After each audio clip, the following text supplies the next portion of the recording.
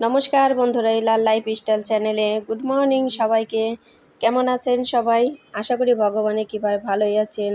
লাল lifestyle চ্যানেলে আরেকটা নতুন ব্লগ ভিডিও নিয়ে চলে আসলাম আপনাদের জন্য। আর একটা লাইক দিয়ে আমার ভিডিওটি কন্টিনিউ করবেন। আপনাদের একটা লাইকে আমার ভিডিওটিকে এগিয়ে যেতে সাহায্য করবে। আর ভিডিওটি স্কিপ না করে পুরোটাই দেখবেন। আশা করি ভগবানের কৃপায় ভালোই লাগবে। এই তো সকালবেলায় আমি আজকে রুটি দিয়ে আলু আর পেঁয়াজ ভাজি দিয়ে খাবো। এই যে তার জন্য আলু আর পেঁয়াজ কুচি করে ভেজে নিচ্ছি লবণ আর হলুদ দিয়ে। এর মধ্যে আর কোনো মশলা দিব না। এই তো ভাজা হতে হতে আবার আটা ঢেলে নিচ্ছি, পরিমাণ মতো নিয়ে নিব। এদিকে আমার ভাজিটাও প্রায় হয়ে গিয়েছে। আর এই রুটি দিয়ে এই ভাজিটা খুবই টেস্ট লাগে। এখন আমি এই যে পরিমাণ মতো লবণ দিয়ে এই আটা গুলিয়ে নিব, আর পরিমাণ মতো জল নিয়ে নিব। এখন চামচ দিয়ে নেড়ে চেড়ে গুলিয়ে নিব।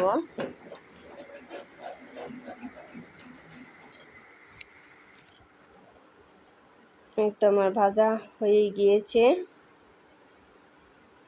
এই ভাজা রুটিতে খুবই টেস্ট লাগে আমার কাছে। এখন আপনাদের কাছে কেমন লাগে আপনারা একটু জানাবেন। এই যে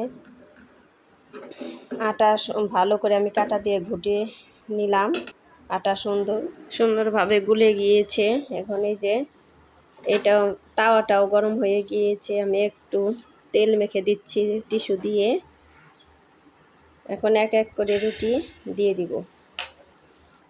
আমি এখানে 2 চামচ করে গোলান আটা দিয়ে দিব। তারপর সুন্দর করে চামচ দিয়ে যে ছড়িয়ে দিচ্ছি।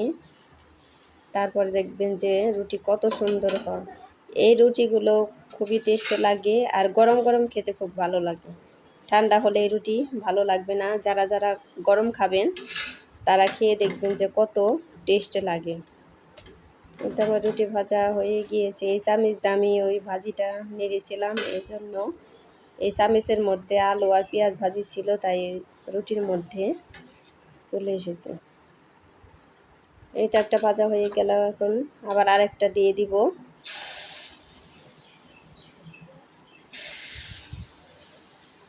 এইভাবে রুটি ভেজে কে কে খেয়েছেন তারাও একটু আমাকে বলবেন।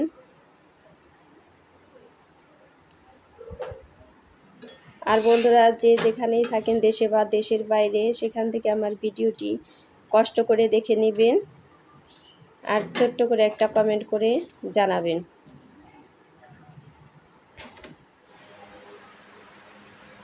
তো রুটি ভাজার মাঝখানে আমি আবার এই যে দেখে নিচ্ছি যে বাজার থেকে কী কী এনেছে। লাল শাক এনেছে, বেগুন, আলু, এগুলো এনেছে। তাই আবার পলিথিনে থেকে বের করে নিচ্ছি, কারণ যে গরমে এই পলিথিনের ভিতর থেকে একদম ভাপাইয়া ওঠায়। তাই মানে যে শাকগুলো একদমই মনে হয় জল জল উঠে গেছে উপর দিয়ে। প্রচুর গরম, এত গরমে কি কোনো কিছুই ভালো লাগে না। এই যে রুটি ভাজা হয়ে গিয়েছে, সব কিছু রেডি। এখন আমরা তারপর খেয়ে নিব। তারপরে আবার আমি এই যে ইগুলো ছাড়াতে এসেছি ছাদে। কালকে রাত্রেতে 4টা নারিকেল এনেছিল, ওই যে কাঁচা নারিকেল। নারিকেলে একটু শক্ত শক্ত হয়েছে ওই পদের।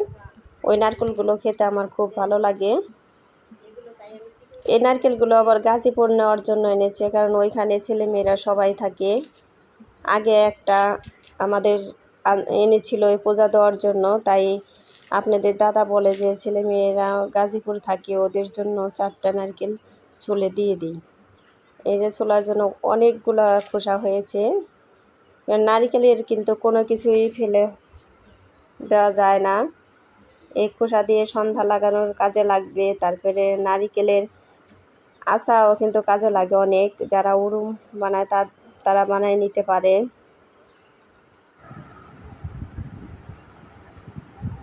আমি আবার আজকে যে বৃহস্পতিবার মা লক্ষ্মীর পূজার জন্য রেডি হচ্ছে, যে পূজা দেওয়া হয়ে গিয়েছে, পূজা দিয়ে এসে বসেছে এখানে। তারপরে আপনাদের দাদা যেন কি বলছে আমাকে, ওরা আবার আমাদের বাড়িতে বেড়াতে এসেছিল, তাই ওদের একটা ভিডিও করেছিলাম। আমরা আবার আজকে গাজীপুরের উদ্দেশ্যে রওনা দিচ্ছি। তুমি তাহলে যাও নিচে, আমি আসতেছি। আচ্ছা, কি করবে ভিতরে? জল এটার ছিটকে নিতে লাগে না?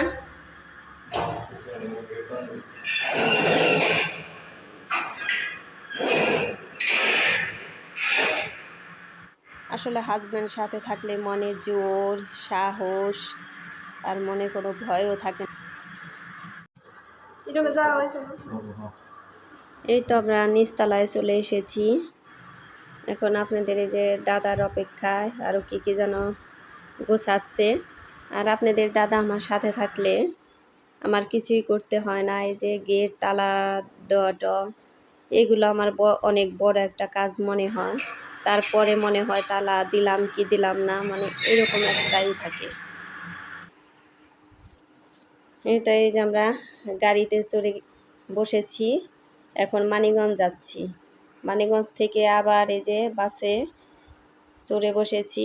এখানে আবার আপনাদের দাদাই আমাকে বলতেছে যে এই যে শশা খাইবে নাকি। তারপর আমি বললাম হ্যাঁ খাবো।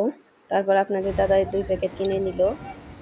এই যে এখানে আবার কিন্তু অন্য গাড়িতে বসা আমাকে দেখতেছেন কিছু খাচ্ছি। এখানে আবার আমি খাচ্ছিলাম হলো আইসক্রিম, কারণ এক গাড়ি থেকে নেমে আবার আপনাদের দাদা 1 বোতল জল কিনলো। এই জন্য আমাকে বলছিল যে তুমি কিছু খাইবে নাকি। আমি বললাম কি খাবো, বললো না কিছু খাও। তারপরে শেষে আমি বললাম ঠিক আছে আইসক্রিম খাই। তারপরে এই আইসক্রিম খেতে লাগছে। আর এই যে আবার বাসে থেকে নেমে কিন্তু আবার অন্য গাড়িতে চড়ছি। আর এইখান দিয়ে রাস্তা এত সুন্দর, দেখেন দেখতে কত সুন্দর, মানে বাসার কাছেই এসে গেছি। আপনাদের দাদা খালি বলে বলে দিচ্ছে এখান দিয়ে চলেন, এখান দিয়ে চলেন। তো বাসার কাছেই এসে গেছি। ওই যে নেমে গেলাম, আপনাদের দাদা ভাড়াটা দিয়ে তারপরে যে আসবে। ওই তো বাসার কাছেই এসে গেছি। এখন এই যে কলিং বেল চেপে বাসায় ঢুকে পড়লাম। এখন সন্ধ্যার পর ওই যে আমার মেয়ে সুন্দর করে একটা বিচি কলা খাচ্ছে। তারপর এখন আমরা সবাই মিলে চা খাবো। ওই যে সবাই এক জায়গায় বসে গেছি। এই রুমটা হলো এসি রুম, এই জন্য বর্দি বলছে যে ওই রুমে গিয়েই বয়, ওই রুমে ভালো লাগবে না। যে আমার যে কত ভালো লাগতেছে আজকে পরিবারের সবার সাথে। ওই যে আমার শাশুড়ি মা আবার চা খাচ্ছে আর মোবাইলে গান শুনছে। ওই যে আমি চা খাচ্ছি আর হাসতেছি। হলো বর্দি আমাকে বলতেছে তোর ভিডিও শ্যুট করার জন্য আমার চা ঠান্ডা হয়ে যাচ্ছে, আমি চা খাইতে পারছি না। এই যে এখন এই যে বর্দি আবার এই সব অনেক কিছুই আয়োজন করেছে। দুপুরে খেয়েছি, দুপুরে খাওয়াটা ভিডিও করি নাই, এটা হলো রাত্রে। এই বর্দি আবার এই যে আচার অর্ডার করেছিল অনলাইনে। আমার চ্যানেলে নতুন হয়ে থাকলে সাবস্ক্রাইব করে পাশে থাকা বেল আইকনে একটা ক্লিক করে দিবেন আর বন্ধুদের মাঝে